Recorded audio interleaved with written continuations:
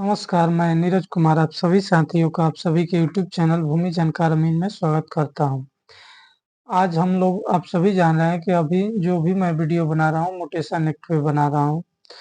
दाखिल खारिज अधिनियम 2011 के अनुसार और दाखिल खारिज से संबंधित जो भी प्रोसेस है उसके बारे में। तो अगर इस पर किसी भी प्रकार का दाखिल खारिज से संबंधित सवाल होगा तो आप सभी मेरे यूट्यूब चैनल पे कमेंट करके भी पूछ सकते हैं या मेरे व्हाट्सएप पे भी भेज सकते हैं। व्हाट्सएप नंबर चैनल के डिस्क्रिप्शन में दिया गया है। तो शुद्धि पत्र के बारे में हम आज आज आप सभी को बताएंगे। शुद्धि पत्र क्या होता है? शुद्धि पत्र एक ये कहें तो एक तरीके का आदेश का और प्रक्रिया का संपन्न एक पेपर का कागजात होता है। उस पे एक तरीके का कहें तो सीओ का आदेश मान के चलिए। जैसे होता ये है कि जब भी कोई रैयत जमीन खरीदेगा या जैसे भी प्राप्त करेगा दान में, वसीयत में, जैसे भी बदले में, तो वो दाखिल खारिज के लिए आवेदन करेगा। दाखिल खारिज के आवेदन जाने के बाद सीओ उसको ट्रांसफर करेंगी कर्मचारी के पास। कर्मचारी अपना रिपोर्ट देंगे जांच करके कि दखल वगैरह वगैरह किस प्रकार का जमीन है और रहती है या गरमजरुआ आम खास अन्य विभिन्न प्रकार के जमीन का क्राइटेरिया होता है। वो किस प्रकार का जमीन है, किसका दखल है, जो व्यक्ति आवेदन किया है उसका दखल है कि नहीं है, जो खरीद बिक्री हुआ है वो कौन बेचा है, इस सब के बारे में कर्मचारी अपना रिपोर्ट सौंपते हैं। उसके बाद अंचल निरीक्षक होते हैं, आरओ बी जिसे कहा जाता है, रेवेन्यू अफसर भी कहा जाता है। तो वो उसके बाद जांच करके रिपोर्ट देंगे। वो भी उसी तरीके का जांच के रिपोर्ट देंगे किसका दखल है। और इसके बाद अंचल अधिकारी आम सूचना, खास सूचना भी निर्गत करते हैं। खास सूचना होता है उनके लिए जो रैयत बिक्री किए हैं और उनके जो उस जमाबंदी के जो हित अर्जन करने वाले हैं। मान लीजिए कि आपके दादा ने के नाम पे जमबंदी है, आपके कोई भाई या पटीदार बिक्री किए हैं, तो सभी के पास नोटिस जाएगा खास सूचना में, जो भी उस जमाबंदी के वारिसान हैं। और आम सूचना आम जनता के लिए रहेगा। जिसको आपत्ति होगा वो आपत्ति दायर कर सकता है।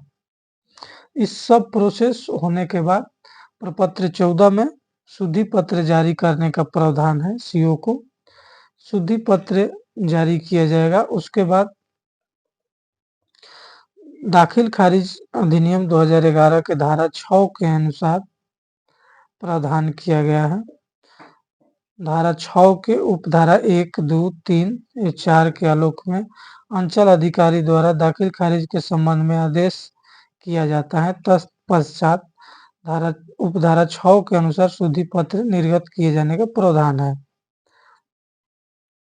ताकि राजस्व, कर्मचारी जमाबंदी पंजी, अविधारी खाता पंजी, चालू खतियान को संबंधित जमाबंदी संख्या या जोत होल्डिंग में अंतरण या उत्तराधिकार के आधार पर हुए परिवर्तन संबंधी। तो ये सब टेक्निकल भाषा है, इस सभी को मैंने आप सभी को आसान शब्दों में बताने की कोशिश किया हूँ। तो शुद्धि पत्र एक तरीके का यही हो गया कि वो कर्मचारी को दिया जाएगा सीओ द्वारा। विभिन्न प्रक्रिया होने के बाद दाखिल खारिज स्वीकृति के बाद और उसी शुद्धि पत्र के आधार पे कर्मचारी पंजी 2 में नाम हटाएंगे और अविधारी खाता पंजी में भी।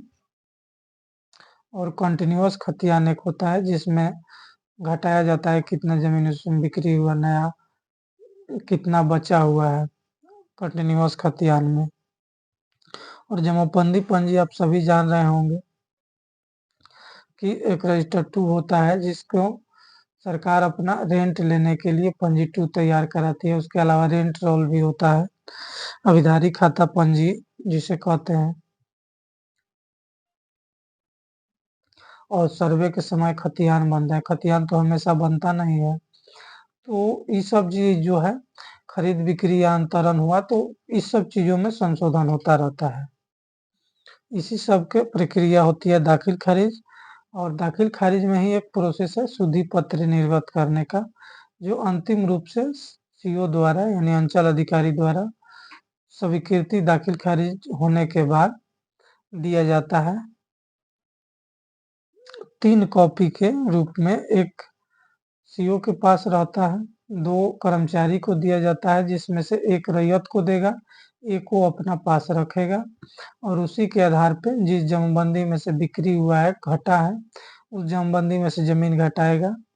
नया जमाबंदी अगर बनाना हो तो नया बनाएगा या पहले से अगर मान लीजिए जो खरीदा है या जो ज़मीन प्राप्त किया है उसका पहले से जमाबंदी है, तो उसमें भी जोड़ा जा सकता है। जमाबंदी का मतलब होता है एक-एक पृष्ठ, एक तरीके का पेज नंबर कह सकते हैं। जो-जो पेज आवंटन हुआ है, ऐसे तो शुरू में जमाबंदी का मतलब था सीरियल नंबर, जैसे 1, 2, 3, 4, 5 करके जो-जो रैयत के ऊपर मिला हुआ था, उसी को जमाबंदी नंबर कर दिया गया, जमींदारी उन्मूलन के पश्चात। और उसी सीरीज अनुसार एक-एक पाना दे दिया गया कि एक पाना ये उनको, एक पाना ये उनको। तो यही एक तरीके का पाना को ही हम नंबर कह सकते हैं, जितना नंबर पाना जिसको मिला। और एक जो रजिस्टर 2 होता है, इतना होता है, तो उसमें टोटल रैयत का अट नहीं सकता है, बड़ा मौजा अगर है तो कई सारे भाग में बना दिए जाते हैं, तो उसी के लिए भाग होता है, उसके अलावा पृष्ठ संख्या होता है। तो इस सब चीज़ों के बारे में धीरे-धीरे हम बताएँगे, तो आप सभी को समझ में आ गया होगा कि शुद्धि पत्र क्या होता है। शुद्धि पत्र अंचल अधिकारी द्वारा पारित अंतिम आदेश होता है, जो एक तरीके का फिर से आदेश देता है कर्मचारी को कि इसके आधार पे आपको क्या-क्या संशोधन करता है। शुद्धि पत्र पे नाम रहता है, खरीदने बेचने वाला का, खाता, खेसरा, रकबा, चौहद्दी, अन्य कुछ विवरण भी रहते हैं। आप सभी को कभी मैं वीडियो में दिखाऊँगा भी। तो वीडियो को लाइक करें, शेयर करें, सब्सक्राइब करें, देखते रहिए भूमि जानकार में। जय हिंद, जय भारत।